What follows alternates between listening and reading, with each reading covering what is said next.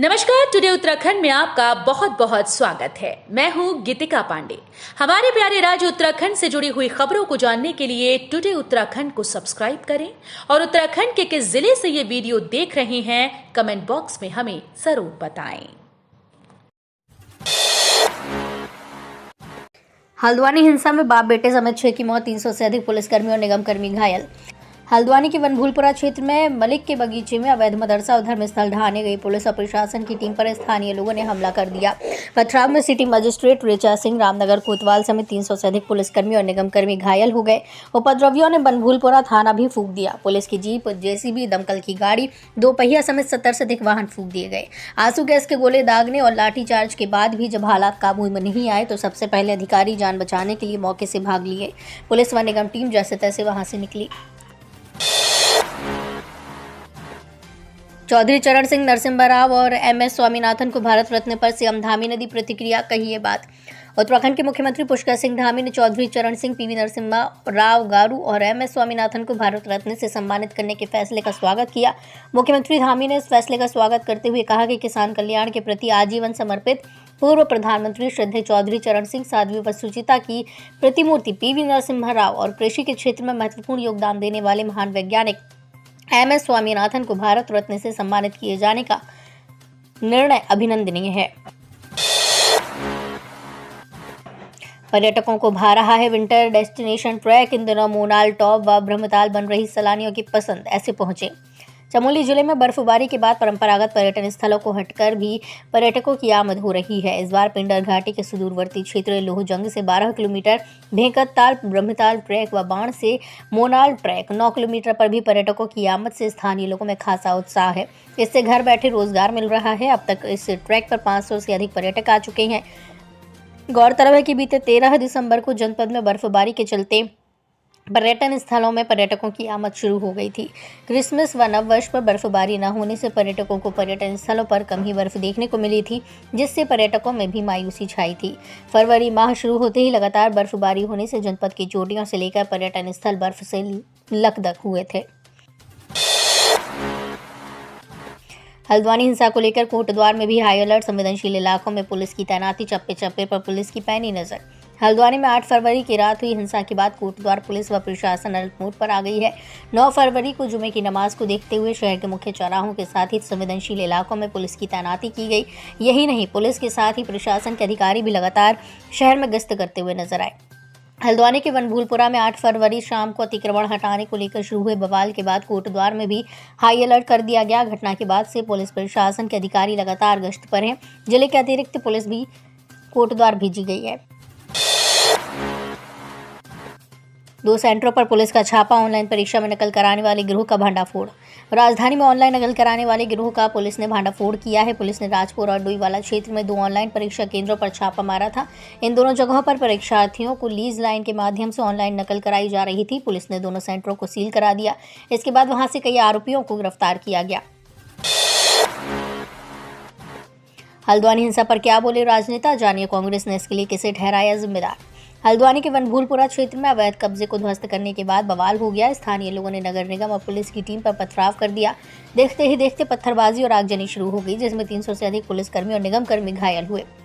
मामले में स्थानीय विधायक सुमित हृदयेश ने लोगों से शांति बनाए रखने की अपील की, तो उधर हरीश रावत ने घटना पर चिंता जताई। वहीं हल्द्वानी हिंसा पर केंद्रीय मंत्री गिरिराज सिंह ने भी अपनी प्रतिक्रिया दी है। हल्द्वानी पहुंचकर पीड़ितों से मिले सीएम धामी, कहा किसी को भी बख्शा नहीं जाएगा। हिंसा की घटना के बाद सीएम पुष्कर सिंह धामी हल्द्वानी पहुंचे, जहां घायलों व पीड़ितों से कुशल क्षेम पूछी। साथ ही पुलिस अधिकारियों से इस मामले की जानकारी भी ली। उन्होंने कहा कि अतिक्रमण हटाने का काम कोर्ट के आदेश पर पहले से हो रहा था, लेकिन ये हमला सुनियोजित था। जिस तरह से हमारी पुलिस पर हमला हुआ है, ये बहुत ही दुख की बात है। ये देवभूमि है, इन लोगों ने कानून तोड़ा है और देवभूमि की छवि को खराब करने का काम किया है। कई पत्रकारों को भी बुरी तरह पीटा गया, जिस तरह से उनकी हत्या का प्रयास हुआ। जिन लोगों ने संपत्ति जलाई है, वीडियो फुटेज के आधार पर उनकी पहचान हो रही है। उन पर कठोर कार्रवाई की जाएगी। वहां जो भी सामान एकत्रित किया गया था, उस पर कार्रवाई होगी। नगर निगम देहरादून की 13,000 फाइलें गायब, राज्य सूचना आयुक्त ने पकड़ी बड़ी लापरवाही। नगर निगम देहरादून की 13,000 फाइलें रहस्यमय ढंग से गायब हो गई। राज्य सूचना आयुक्त योगेश भट्ट ने सुनवाई के दौरान ये मामला पकड़ा तो उन्होंने कार्रवाई के लिए सचिव शहरी विकास, निदेशक शहरी विकास को आदेश भेजा है।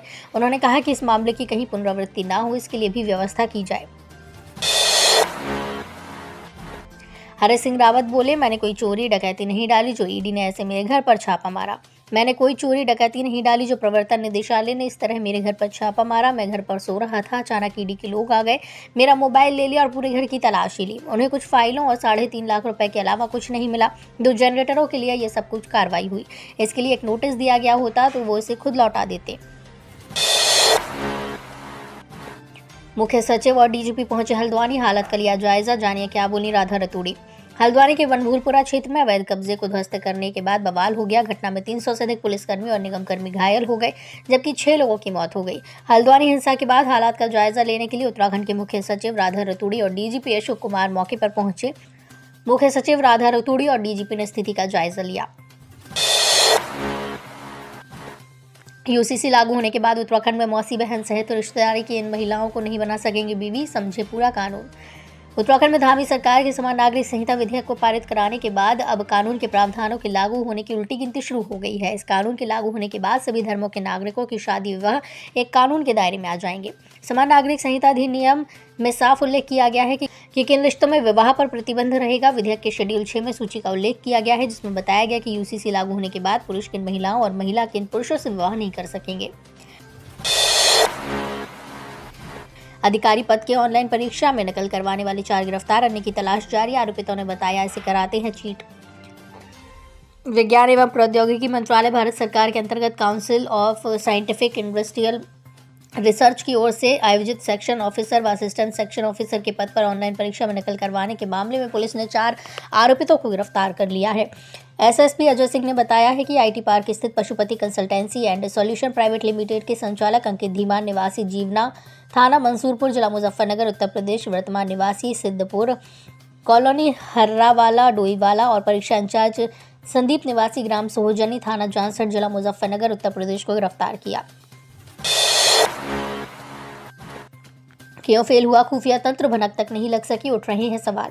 बनभूलपुरा क्षेत्र में हुए बवाल और आगजनी की घटना से पुलिस के खुफिया तंत्र की कमजोरी भी जग जाहिर हो रही है। बनभूलपुरा में हर दिन एलआईयू और खुफिया विभाग के अधिकारी कर्मचारी घूमते हैं, लेकिन इसकी भनक तक नहीं लग सकी। यहाँ तक कि हर दिन गश्त करने वाली लोकल पुलिस भी यहाँ का माहौल नहीं समझ सकी, जिसके कारण इतना बड़ा बवाल हो गया। खुफिया तंत्र मौके पर तो एक्टिव दिखा, लेकिन इतने बड़े बवाल की आशंका को भांपने में असफल रहा। श्रीनगर में 4 धाम यात्रियों के आकर्षण का केंद्र बनेगा मरीन ड्राइव, ठंडी सड़क के निर्माण को जल्द डीपीआर बनाने के निर्देश।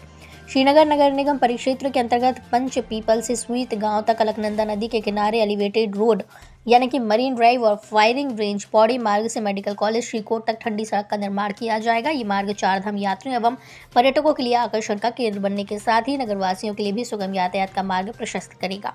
तो ये थी हमारे प्यारे राज्य उत्तराखंड से जुड़ी हुई कुछ खास और अहम खबरें। इसी तरह की लेटेस्ट अपडेट पाने के लिए अभी सब्सक्राइब करें टुडे उत्तराखंड चैनल को। धन्यवाद।